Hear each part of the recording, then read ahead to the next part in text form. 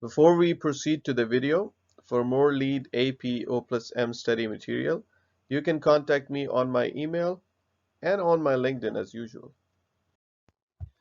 Hello and welcome to Materials and Resources Credit category. The maximum number of points that can be earned is 8 points, and this is the summary of what we will be going through. We've got 2 prerequisites and we've got 5 credits. The only thing that I would like to mention here is that you can divide this section. In fact, this credit category can be divided into 2 sections.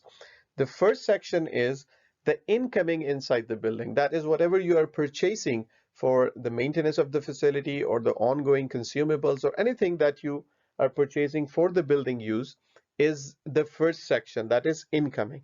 The second section is the outgoing from the building, which is basically the waste. So for the first section, the incoming, you should find or try to purchase the products that are environmentally friendly or those products that are certified by different entities as environmentally friendly products. And for the outgoing waste, first of all, it has to be minimized by certain strategies. And secondly, if you are moving out the waste from the building, it might go to landfill, which we have to avoid. So the second thing that we can consider is that it could move to any recycling facility, any reuse is possible. So minimizing the outgoing to the landfills and purchasing the best product or the environmentally friendly product for the incoming. So this is the basic division.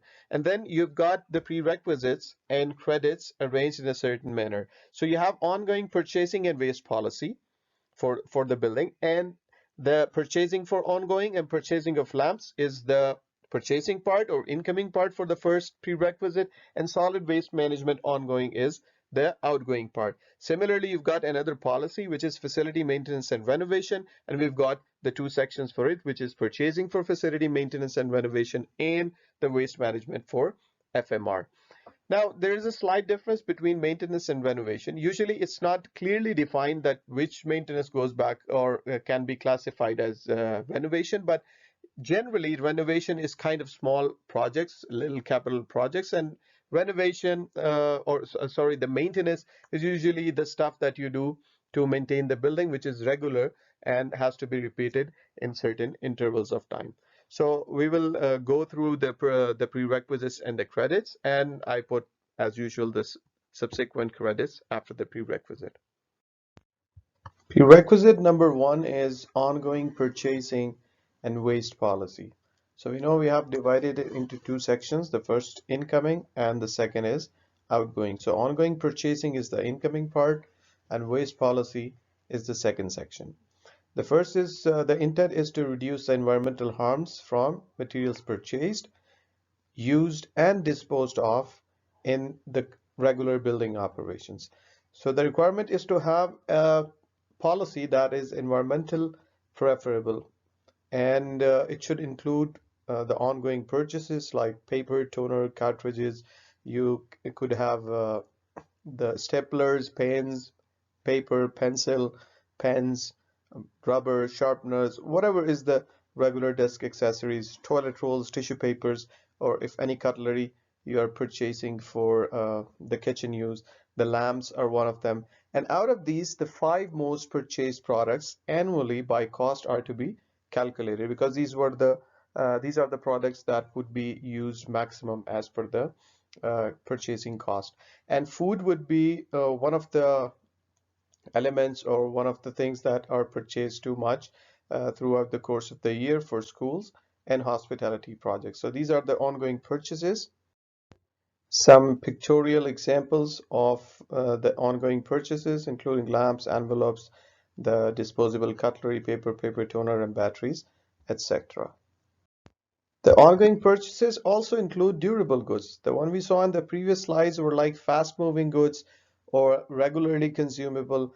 However, the durable goods might have some warranty of 5 years, 4 years. So these are long-term when it comes to the usage. So it contains also the electrical powered equipment, your monitors, your phones, and the keyboards, all the printers, laptops, scanners, and all the other stuff, which are usually the office equipment and appliances. Then comes the second part or the second section, the solid waste management policy. For that, we should have a storage location for the materials that are usually recyclable, like mixed paper, cardboard, metals, plastic, and glass. We know that usually we have a setup in the office or in the building or even at the houses where you put these materials into different boxes. You segregate them before you hand over to these facilities, or when they come and collect. Usually the bins are even color coded, and then they take this material. Since it's already segregated, it's easy to reuse or recycle these materials. Now, both the policies, the waste management on ongoing purchasing, should at least uh, cover the purchases within the building and the area that is under site management control. For the prerequisite, the purchases from the tenants are not included. And it is also required that a waste stream audit should be conducted every 5 years for the ongoing consumables, or achieve 75% ongoing waste diversion. Remember, this is not waste reduction, this is waste diversion, to divert it from the landfills to other facilities for recycle and reuse. The documentation is environmental friendly purchasing policy. Now, what is environmentally friendly or environmental friendly purchasing? Usually the products that we purchase, they provide the information on their website or in their product catalog, or on the cardboard in which it comes as a packaging. On the packaging, they mention that the product is made from sustainable materials, or it is reusable or recyclable. So this is what it means by environmental friendly purchasing policy. Recycling waste storage area on the building plan. Usually the storage area should be accessible to all, the waste storage, and it should be uh, transferred to the facility that can recycle. Waste management policy and waste stream audit report, which is to be conducted to show it's done in every 5 years for ongoing consumables, or if waste diversion is achieved as 75%.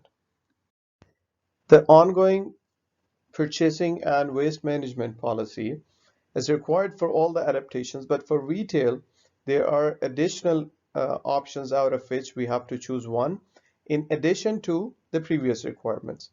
So why this is important? Because the incoming and outgoing flow is much faster when it comes to retail. There is materials or products coming and they're sold to the customers, and there is a lot of waste going on, which is much faster and much more than other adaptations. So there are multiple options to choose from. The first one is to have a supply chain survey. You have to hand over a survey to the supplier, asking him about these 5 things. The first one is if what are their social equity practices, if they are taking any measures to reduce the carbon emissions in the atmosphere, or if they are using any energy efficient measures, how they are selecting the materials. Usually when suppliers are using any sustainable materials, they put it on their website or it's shown on their packaging.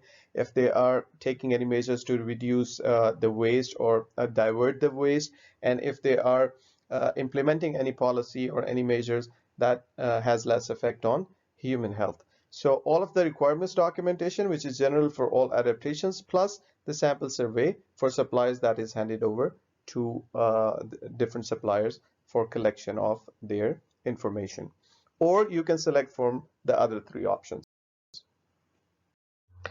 For option number 2, whatever we have surveyed from our suppliers, we will try to inform and educate it to our employees and tenants about the environmental friendly strategies for supply chain, what are the waste management or reduction measures, how we can reduce the carbon emissions, and what is the best criteria for material selection. And we can transfer these resources in terms of trainings, or you can give them some literature. And for the documentation, all of the requirement documentation, general, plus the education curriculum that you have provided and its description. Or you can go to option number 3. Option number 3 is supply chain criteria list. To establish the criteria for all the retail products that are to be sold to the customers, and to have an encouraging environmental friendly supply chain. Now, what is supply chain? From the raw materials to the consumer. So the purchasing of the materials, either they should be sustainable materials, the handling and packaging the materials in which they are to be packed should be sustainable or at least certified by a relative entity, and the inventory should be less in order to have less waste. The material recovery during the manufacturing, which happens to be pre-consumer recycled materials, that if considering uh, manufacturing of a door, when you cut the door, the extra slices of that wood chips can be reused as an input material. And if there is a waste, this is disposed in a friendly manner, or the environmental friendly manner means that the maximum it is tried that it does not end up in a landfill. And product take back is when the product is used by the consumer. Usually the carpet manufacturers, they give you an option that even after certain years of usage, you can all the time have the facility, or you can have an option to send back these materials to the manufacturer, and they would recycle and reuse it in their factory. So the documentation is all of the requirement documentation for all the adaptations plus these criteria list. Option number 4 is sustainable purchasing education. It involves an educational display program through which you are educating the customers about the information that we have seen in option number 3. You're educating your customers about your purchasing policies, your handling and packaging, how it is with the sustainable materials, how you are maintaining your inventory, and how your material is being recovered during manufacturing, reducing the waste, and the waste that is generated is disposed of in an environmentally friendly manner, and you also offer take back. So all this information is given to the customers about your sustainable practices. Documentation is all of the requirement documentation, which we know is for all the adaptations, plus the documentation of educational display, what you are displaying and how you are displaying. So the description of info presenting, including all criteria. So you have to display all this info, what info you are displaying and how you are displaying are to be submitted for documentation. Credit number 1 is solid waste management, ongoing, for 2 points. The intent is to reduce the waste generated by building and its occupants, and the waste that is disposed of in the landfill that is to be reduced. The requirement is to maintain a waste reduction and recycling program. And how you can do that: by recycling, by composting, or by reusing the waste that is being generated. Now, we remember that as per the prerequisite, we have conducted a waste stream study. So we have the results from this waste stream, and we have to show that at least 50% of ongoing waste. We know there are two categories in the ongoing purchases. There was ongoing purchases of materials, and there were durable goods. So the 50% of ongoing waste specified in prerequisite 1 audit, waste stream audit, 50% should be reduced. Reduce, reuse, recycle, or compost as per our program. And based on the same audit report, the durable goods are to be reduced, reused, or recycled by at least 75% of what is specified in prerequisite number 1. And the batteries and the mercury containing lamps are to be safely disposed of. The formula here shows that quantity of ongoing consumables diverted by total times 100 will give the percentage, and it has to follow 50 and 75 respectively for ongoing and durable goods.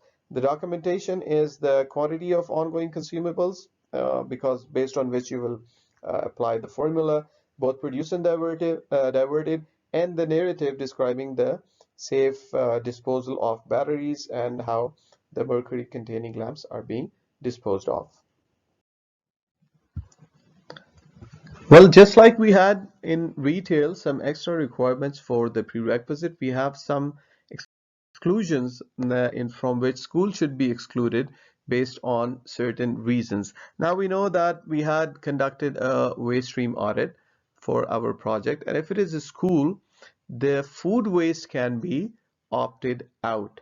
The reason is the food waste would be more than other projects because the children may not be eating all of their lunches, And we know that from the waste stream audit report, we have to divert 50% or 75% of the waste. And diverting means we either reuse, recycle, or compost. So if the food waste composting services are not available in the region, it would be really hard to attain this credit. So a school may exclude, or it might not be economically feasible.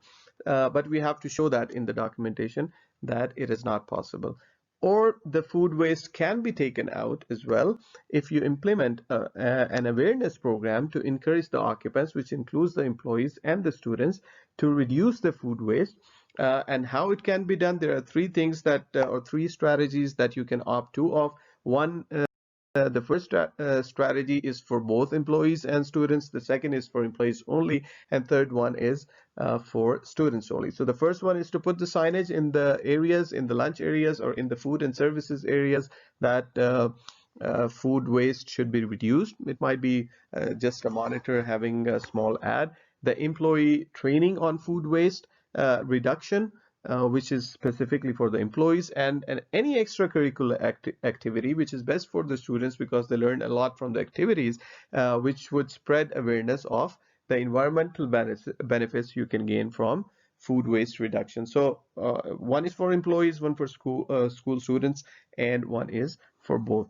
The documentation which would be all of the requirement documentation, plus if the composting food waste is not available or economically not feasible. And exemplary performance can be earned 1 point by diverting 75% of ongoing and 100% of durable goods. Earlier it was 50 and 75.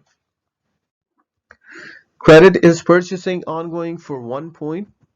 And we know that we are dealing with the first section, which is the incoming part, the incoming materials inside the building or the facility. So the purpose is to reduce any environmental harms that uh, comes from these materials that are purchased or used in the operation and maintenance of the building or the facility. We know that it had two parts. The first was the ongoing consumable, and the second one is durable goods. So the same pattern would follow for the credit. And the requirement is to purchase at least 60% by cost of the total consumables that are purchased in the project, which should meet at least one of the following. Now, all the criteria mentioned here, like post-consumer, recycle, extended use, there are more to come. They are certified or by certain entities which certify them that the post-consumer recycled materials are available in these products. So the first one is that if it meets or exceed US EPA, which is United States Environmental Protection Agency comprehensive procurement guidelines, if it is for extended use for rechargeable batteries, or if the toner for the laser is able to be remanufactured, sustainable agriculture, which is certified by Food and Beverage, labeled by USDA, which is United States Department of Agriculture, organic, or any Food Reliance certified, or any other equivalent if the project is outside the US. All the paper and wood products would be certified by FSC, which is Forest Stewardship Council. And there are more to come in the next slide. This is a good example of how the product documentation can be submitted, or what can be submitted as a compliant product for the criterion met. We know recycled content, local sourcing, extended use, these are all one of the acceptable criteria for the submission or for the purchasing of ongoing materials. Usually the manufacturer or supply documentation is enough if it is available, or even the web page screenshot mentioning the criterion met, or if there is any invoice confirming the recycled content or extended use or bio-based materials. So all of these can be accepted as compliant purchases and can be submitted as a documentation. Credit number 3 is purchasing of lamps for 1 point, and perhaps due to the importance of amount of mercury brought to the building, with the lamps, it is considered as an extra credit, or else it would have been easily adjusted in the previous ongoing purchasing credit. We know that in the fluorescent lamps we have mercury. So the requirement is to implement a lighting or lighting purchasing plan, and it includes all the fixtures like indoors, outdoors, hardwired fixtures or portable fixtures, and it should comply with the formula. The overall building average of 70 picogram of mercury. which is what is picograms, a small unit of grams. Lumen is the unit of luminous flux, which is the amount of light emitted by a light source. Total picograms per luminar by total number of lamps purchased should be around 70 picogram of mercury. That is acceptable. The best strategy could be that you replace it by LEDs, and it can also replace the high pressure sodium lamps, but any lamps without mercury can be counted only if they match the same efficiency of a mercury containing lamps. Now, as previous credit, it also requires the purchases made by tenants. All the credits in which the purchases by tenants is required, it becomes a little bit hard because you have to follow with the tenants as well. For the documentation, the purchasing plan for the lamps, the purchased lamps, which verify that it is as per the plan. And if you have used any mercury-free lamps, the verification about their efficiency and how the picograms per luminar is calculated. If it is calculated by a purchase calculator, that is to be submitted for documentation. The exemplary performance can be earned for 1 point if the mercury content is halved from allowable, which is 70 for the credit, and if it can be reduced to 35 picograms per luminar, an additional point can be earned for exemplary performance. Prerequisite number 2 is facility maintenance and renovation policy to reduce environmental harms from materials purchased. Now, a little difference between the ongoing purchases that we have seen in the prerequisite number 1 was kind of consumables, whereas here we are talking about the regular maintenance stuff, like if you have to mend any hole, if there is any touch-ups required, or the changing of filter, this would fall under maintenance category and not in the ongoing purchases. And renovation is so it could be maintenance, or it could be a small project, like if you want to change the plan of the floor, this would qualify as renovation. Basically, LEED does not define or does not draw any line in between maintenance and renovation. It would be dependent on the project team completely. So we have two things to consider, three things basically. One is purchasing policy. In this FM and renovation policy, we have purchasing policy, waste management policy, and indoor air quality policy. The first two policies are same when compared to prerequisite number 1. We had incoming, that was purchasing, outgoing for the waste management. So the first is for base building elements. Now, what are base building elements? The elements that are attached directly or indirectly to the building, like doors and windows. We'll see it in the next slide. There's a small photo. And furniture and furnishings, including maintenance parts. So MEP system, as in system, is excluded, but any maintenance part would be inclusive. Waste management policy is to address safe storage and recycling and diversion of maintenance generated waste. As per the example that I discussed earlier, that if you're changing any floor plan of your office or any other area, in that case, if you're moving any wall, you're removing the door, removing the windows, so all the waste generated in this process would qualify as the maintenance or renovation generated waste. We have to establish waste diversion goals and approximate waste anticipated and the strategies for diversion. Now, there is a possibility. What is diversion? You reuse or recycle. In case if you are moving your floor plan and there was a door that was not in the new plan, or it is shifted, then you do not throw that door away to the landfill, but use the same door in other location as per the new requirement. So this would be qualified as waste diversion goals because you are reusing any material available on site in your new maintenance or renovation. This is the example of the base building elements. We've got windows, we've got doors, sometimes cabinets also qualify, and the other picture shows the furniture and furnishings that may be included in FM or facility maintenance and renovation purchasing policy. The third one is indoor air quality policy. In addition to the first two, purchasing and waste management, we have to follow procedures by SMACNA. SMACNA is Sheet Metal Air Conditioning Contractors National Association, which deals mainly with the indoor air quality, how it can be preserved or how it can be improved. We have to protect, store, and install absorptive materials. There was also a condition that if any HVAC materials are to be installed on site, like ducting, they are to be covered before they are installed, because there is a high chance that the dust materials would enter the duct before even they are installed. Do not operate permanent installed AHUs. Why? Because if you are making any renovation works or any maintenance works, it has the capability or ability to capture the dirt, and then it would be running throughout the system. So it first of all, or the priority is that it should not be installed, and if it is used, or there is no way that you can avoid it, then the return should have MERV 8 minimum efficiency reporting value of 8 filter has to be used for the return, and this filter has to be changed before occupancy, which means that whatever this filter has collected during the renovation and the maintenance process, then it will be changed before the occupancy, and these particles would not circulate in the air. Plan for flush out if necessary.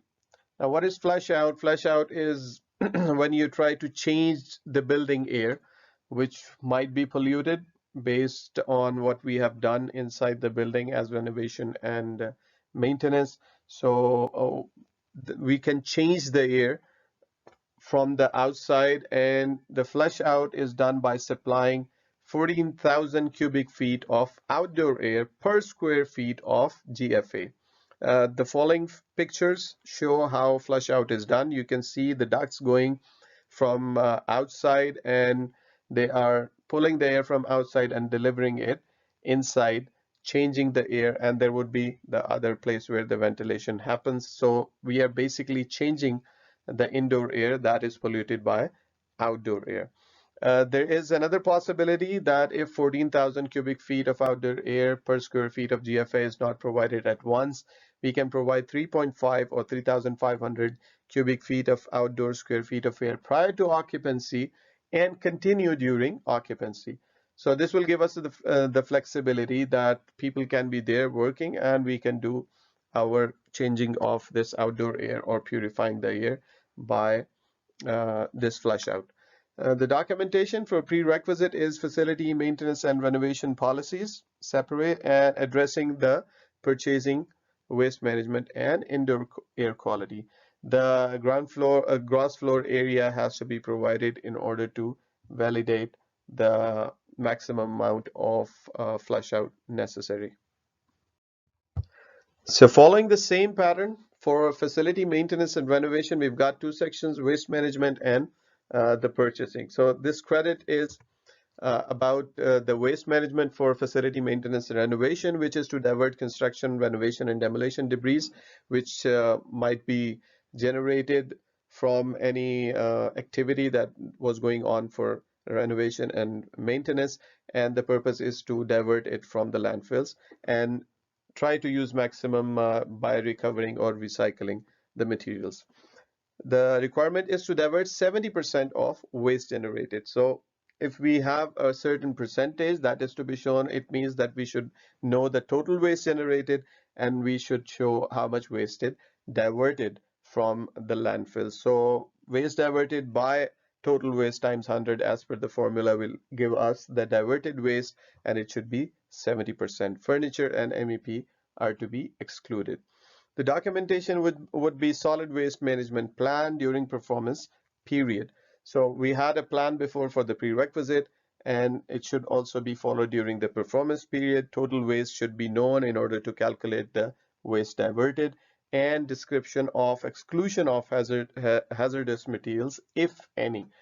Some materials like asbestos or others, if available on site, are to be excluded from both the calculations, from the total waste and also from the waste diverted. An exemplary performance of 1 point can be earned if you are able to show that you have diverted 95% of waste from facility maintenance and renovation activity. Credit number 5 is purchasing for facility maintenance and renovation. The first half or the incoming for FMR to reduce the environmental harm from the materials that are used in building renovation or facility maintenance. We've got multiple options. The first one is to purchase at least 50% by cost of the total materials that meets one of the following. We have seen in the purchasing ongoing, the first credit, that there are certification bodies that certify any material or product to have recycled content, FSC for wood products, some other entity to certify bio-based materials, reuse. We've got some extras here like green screen 1.2 screen benchmark C2C, which is cradle to cradle certified. ACP is alternative compliance path. Reach optimization, supply chain optimization. I have reserved one slide completely for explanation of these terminologies, but for now, for the option number 1, the material 50% by cost should be meeting at least one of these following. It could be supply chain optimization, wood products, bio-based, or the others. And if the product that you are using is extracted, manufactured, and purchased within the 100-mile radius as per the picture that we can see here, the product or material will be valued at 200%. So if you have purchased $100, it would in compliance path, it would be counted as 200 because it is purchased and manufactured locally. For the documentation, the total cost of materials and products, because from which we will take the compliant materials, and the list of products that are compliant, including their name, what is the environmental criterion? Either it falls in the wood products, bio-based materials, reuse, recycled content, supply chain, whatever you are applying. What was the cost? What was the date of purchase? Because it should fall in the performance period, quantity and weight average based on calculations. And manufacturer or third-party declarations, if it is wood product, it is to be certified by FSC. Usually the screenshot from the website or the material safety data sheet from the product can be enough to fulfill the requirement of documentation. Option number 2 is furniture for 1 point, in which 75% by cost of total furniture during the performance period for facility maintenance and renovation meets one or more of exactly the criteria in the option number 1, recycled content, wood products, and you have third-party certified certifications, or there are certifying bodies that certify the products or materials to have this environmental or sustainability criterion. The documentation is total cost of furniture and furnishings, and verifying the purchases meet criteria or third-party declarations. Or the simplest option is option number 3. You did not make any renovation and you did not purchase any furniture.